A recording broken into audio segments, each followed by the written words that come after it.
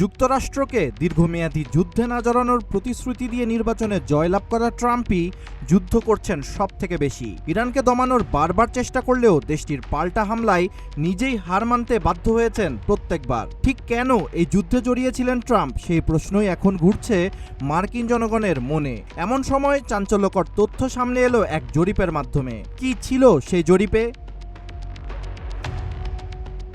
বার্তা সংস্থা রয়টার্স ও গবেষণা প্রতিষ্ঠান ইপসোসের নতুন জরিপে দেখা গেছে, প্রতি ৩ জন মার্কিন নাগরিকের মধ্যে প্রায় ২ জনই ইরান যুদ্ধের বিরোধিতা করছেন। একই সঙ্গে ৬৯% মতে যুক্তরাষ্ট্র কেন এই যুদ্ধে জড়িয়েছে এবং তাদের লক্ষ্য কি, সে বিষয়ে ট্রাম্প স্পষ্ট ব্যাখ্যা দিতে পারেননি।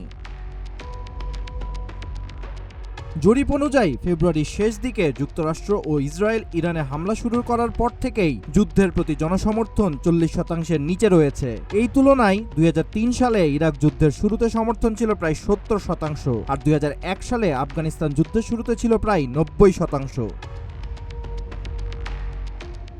রিপাবলিকানদের মধ্যেও প্রতি ১০ জনের প্রায় ৪ জন ট্রাম্পের ব্যাখ্যাকে অস্পষ্ট বলেছেন।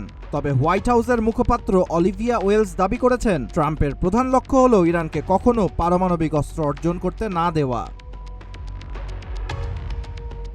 ২৪ জুলাই থেকে ২৬ জুলাই পর্যন্ত পরিচালিত এই জরিপে ১,২৪৬ জন প্রাপ্তবয়স্ক মার্কিন নাগরিক অংশ নেন। ফলাফলে দেখা গেছে, যুদ্ধ নিয়ে অসন্তোষ ট্রাম্পের ওপর নতুন রাজনৈতিক চাপ তৈরি করছে।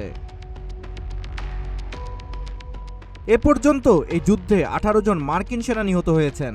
অন্যদিকে ইরান ও লেবাননে প্রাণহানি পৌঁছেছে কয়েক হাজারে। একই সঙ্গে যুক্তরাষ্ট্রে প্রতি গ্যালন পেট্রোলের গড় দাম $৩ থেকে বেড়ে $৪ কিছু বেশি হয়েছে।